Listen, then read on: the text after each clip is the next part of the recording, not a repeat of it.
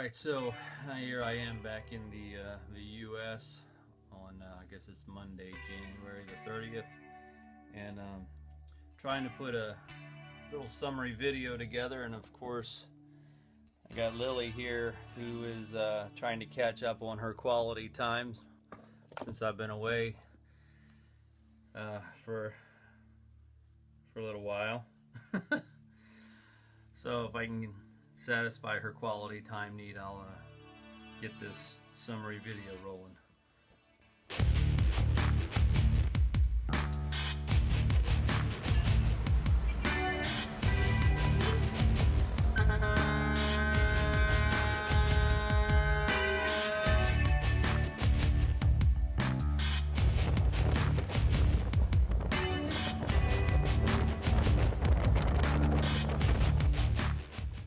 Okay, now that I had a little time to get cleaned up and take a nice warm shower and spend time with Christy and satisfy the dog's need for a little quality time, now we're going to roll into this summary video of the trip to Haiti in response to Hurricane Matthew's devastation down on the southern peninsula of Haiti. And we actually stayed in a place called Port Salut down on the peninsula. So I want to just give you some highlights of the trip. There's so much that I could say, but I just want to, number one, give thanks to everyone who was supporting in prayer, financially. It was just an incredible response, and couldn't have done it without you guys. I really thank you for that. One of the other dimensions that was a stretching thing of faith for me was knowing that we were going to be focusing on a lot of clearing down trees and that kind of stuff. We had planned to pick up a chainsaw from a friend in Haiti, and that fell through, and I was really disappointed because I knew that was going to be a main focus of what we were going to be doing. And I just began praying about that, and I said, Lord, you know, we've got a couple of hand saws, and we can just use hand saws all week, but that's not very efficient, and we could get a lot more done. If there's some reason why you want us to do that, okay, but I would really appreciate if you could line up a chainsaw somehow. So when we got down to Port Salut, we still didn't have a chainsaw, and we stopped at a place to eat. And just as we were getting done eating, this group from the U.S. came in, a lot of young people, and I could tell right away it was another team doing some type of ministry down there.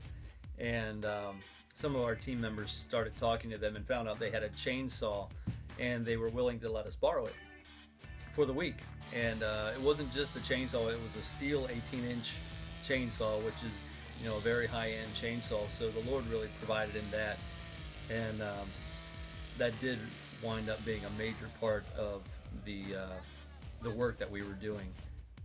One of the other things that was really neat about this trip was that Emery's goal was not just to go and do the work and then say goodbye, but to develop relationship, to actually take time, maybe during a water break or a break where we eat some power bars or something, to sit down and listen to the stories of these people, and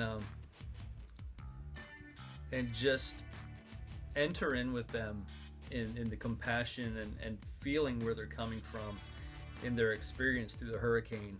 Some of it was just, the only way you can describe it is hell on earth. The majority of time on this trip, I can easily say, was focused on a lady.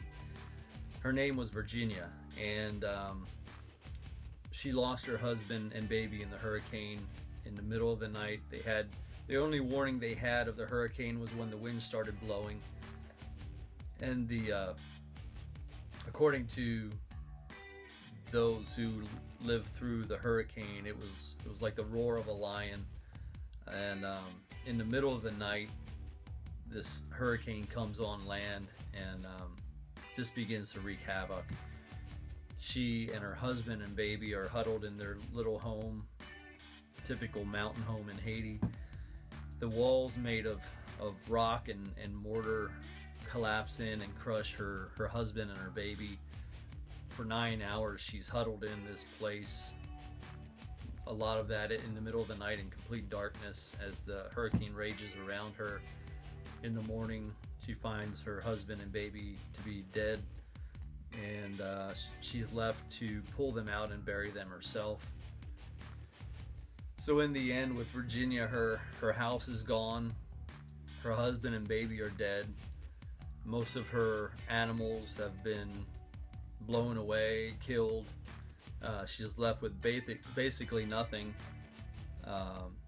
Winds up putting together, with the help of one of her neighbors, putting together a little, I don't know, maybe a 6x4 shack to try and live out of, cook out of, sleep in, until somehow she can get back on her feet.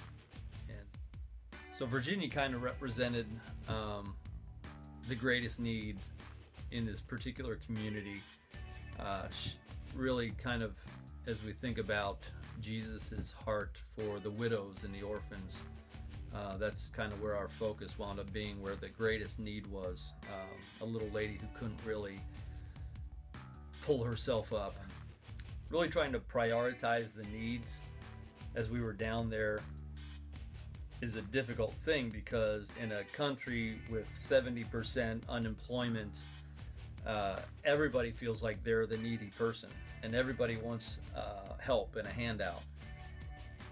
One of Pastor Emery's approaches was to try and nurture a community response among the Haitians. We began to communicate with them what we were doing, asking, desiring for community involvement, for them to begin to lend a hand to one another, to recognize the one like Virginia who was in the greatest need. They began to, in some ways, recognize that and appreciate that. And so as we began to work on Virginia's house, there was a number of guys who wound up helping, Haitian guys who wound up helping put her roof back on for her. And we let them use and taught them how to use the drill guns and all this stuff, and they appreciated that. They said it was a lot quicker than the way they normally do it. And so to see, at least on a small level, community response begin to happen, for them watching out and helping one another, and not just taking a free handout, but beginning to lend a hand in the process, was an awesome thing. I think one of the highlights on this trip also had to be when we began to consider the very practical needs of the people, just in order to be sustained, to sustain themselves, whether it be through clearing their gardens so that they could raise and eat and sell their products, or whether it be very practical things like the animals they lost, and somehow that we could help them in that, because animals represent both food and income, assets, as they're bred and sold. And so as we pitched together and everyone pitched in a pile, and we said, you know what, Virginia's lost some of her chickens, all of her larger livestock. Let's see what we can do to at least help replace some of that. And so the day that we bought her a few goats at the market was a highlight, as I was able to drag a couple of them from the truck and get them over to where she was, and just hand them over to her, and help her begin to reestablish a sustainable living for herself. Another neat dynamic of this trip to see happen was the broad spectrum of team members we had. Anywhere from older people, experienced people in disaster response, to guys who it was their first time out. Some young guys who had never operated a chainsaw before, and beginning to, even in the midst of the demand and the crisis, beginning to show these young guys how to safely use a chainsaw, the techniques, and how to do this or do that. It's funny, one of the guys even got to ride a horse for the first time ever. during this trip, and so it was for some of them it was a really neat experience in just on-the-job training and being mentored in the midst of doing the stuff, which is a really awesome thing. One of the challenges for many people in a trip like this are the cultural dimensions, especially in another nation that's a lot different than your own. People who are used to the streets and the traffic in the U.S. basically have a fit when they get in the middle of traffic in Haiti. It just seems like chaos, and the biggest vehicle wins, and the even if there is an officer, a policeman directing traffic, it just seems like chaos. Sometimes the things you see are really different than what you're used to, from a lady riding a motor scooter with a live chicken in a plastic bag in the front of her little basket there, to men urinating right along the street, just right out in the open. Of course, there's the bugs and insects of different countries and cultures that freak you out, and a lot of times what you're offered to eat or drink.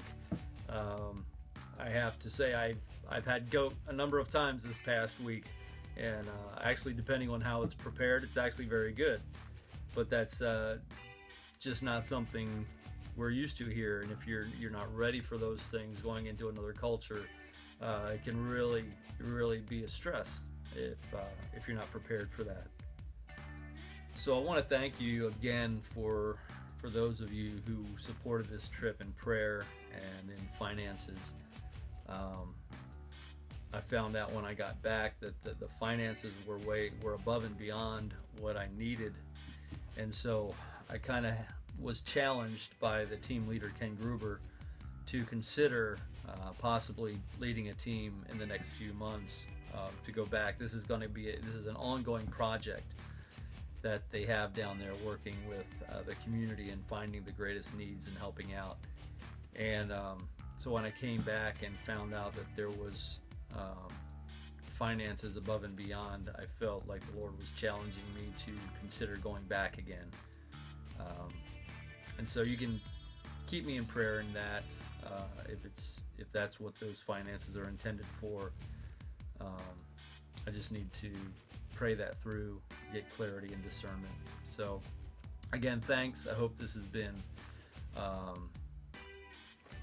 informational and a blessing to you to get a little summary of the trip, and hope to talk to you later.